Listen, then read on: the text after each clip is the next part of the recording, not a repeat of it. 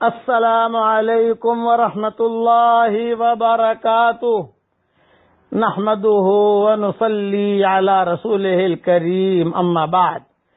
آج کا سبق سن لیجئے۔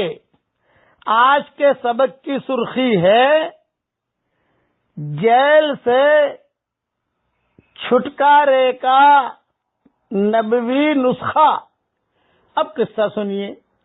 حدیث شریف میں آتا ہے کہ ایک صحابی تھے، غالباً جن کا نام حضرت سالم تھا، نام مجھے مکمل معلوم نہیں ہے لیکن یہ حدیث صحیح ہے۔ ان کو مکہ کے مشرکین جو ہے وہ قید کر کے لے گئے، تو ان کے ماں اور باپ دونوں حضور صلی اللہ علیہ وسلم کے پاس آئے اور آ کر کہا کہ حضرت ہم بڑے پریشان ہیں۔ آپ نے فرمایا کیا ہوا؟ یوں کہا کہ ہمارا ایک ہی بیٹا تھا اور یہ مشرکین لے گئے ہیں، اب ہم بڑے پریشان ہیں کہ ہم کیا کریں، بڑی الجھن میں۔ اچھا، ہماری خدمت کرنے والا اب کوئی نہیں، بچے کو تو مشرکین لے گئے جیلوں میں۔ تو آپ نے فرمایا کیا کوئی خبر اس تک تم پہنچا سکتے ہو؟ فرمایا ہاں۔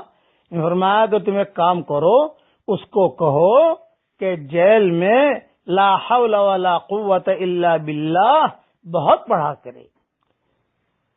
بس ماں باپ نے جو ہے کسی اعتبار سے خبر بھجوا دی کہ بیٹا حضور صلی اللہ علیہ وسلم نے یہ کہا ہے کہ تم جیل میں لا حول ولا قوت الا باللہ العلی العظیم بہت پڑھا کرو۔ اب حدیث شریف میں آتا ہے کہ انہوں نے پڑھنا شروع کیا۔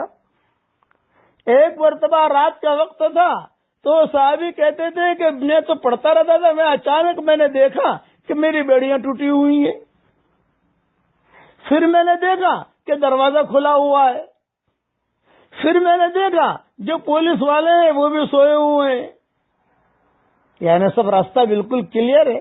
اب میں سوچنے لگا کہ یہ میں دروازہ کھلا ہوا ہے، بیڑیاں ٹوٹی ہوئی ہیں، پولیس والے بھی سوئے ہوئے ہیں، اندھیرا ہے، کوئی کسی کو پتا بھی نہیں، کیا میں خواب تو نہیں دیکھ رہا؟ نہ خواب نہیں دیکھ رہا۔ تو میں اٹھا، پھر مجھے یقین آیا کہ نہیں خواب نہیں ہے، تھوڑا چلا، پھر یقین آیا کہ خواب نہیں ہے، پھر جو ہے میں آگے بڑھا اور آگے بڑھ کر میں نے دیکھا میری اٹھنی کھڑی ہوئی ہے۔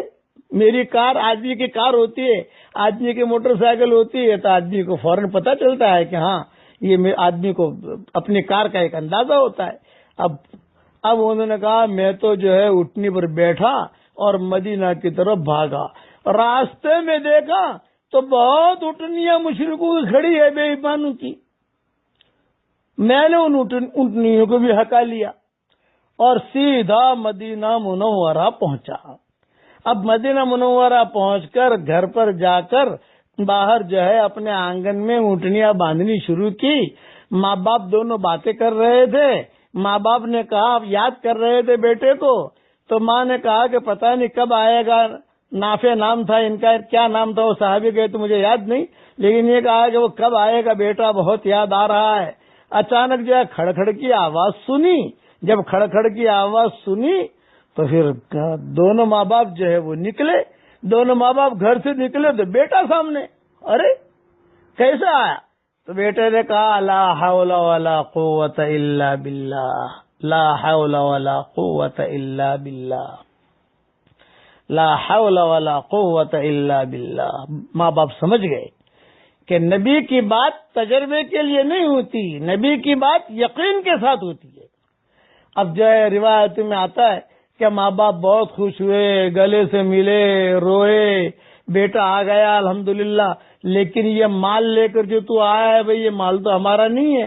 فرمایا چلو حضور صلی اللہ علیہ وسلم کے پاس جا کر پوچھتے ہیں۔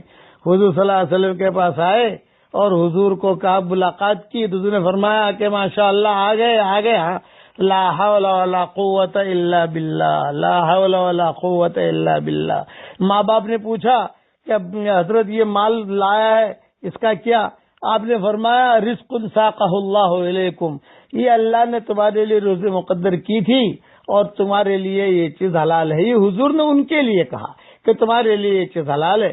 تم جو ہے، یعنی خلاصہ کلام یہ ہے کہ لا حول ولا قوت الا باللہ، یہ بہت زبردست وظیفہ ہے، سلف صالحین کا معمول رہا ہے کہ لا حول ولا قوت الا باللہ بہت پڑھا کرتے تھے. آپ بھی پڑھا کیجئے. یہ حدیث جو میں نے بیان کی ہے میری کتاب بکھرے موتی میں بھی ہے، وہاں کہیں دیکھ لی جائے، مسند احمد میں بھی ہے، اور حدیث کی کئی کتابوں میں یہ حدیث موجود ہے مختلف الفاظ کے ساتھ. اسی کے ضمن میں جیل کا ایک اور قصہ ہے، عناق نامی عورت کا. یہ زانیہ عورت تھی مکہ مکرمہ کے اندر. ایک صحابی تھے مرثد ابن ابی مرثد، ان کا کام ہی تھا جیل قیدیوں کو چھڑانا. وہ جو ہے کچھ ہمت کر کے چلے جاتے تھے مکہ مکرمہ اور یہ قیدیوں کو چھڑاتے تھے. وہ قصہ کل انشاءاللہ بیان کرتا ہوں. اب پڑھ لیجئے میرے ساتھ، لا حول ولا قوت الا باللہ. اللہ تعالی ہم سب کے پریشانیوں کو دور فرمائے. آمین. السلام علیکم ورحمۃ اللہ وبرکاتہ.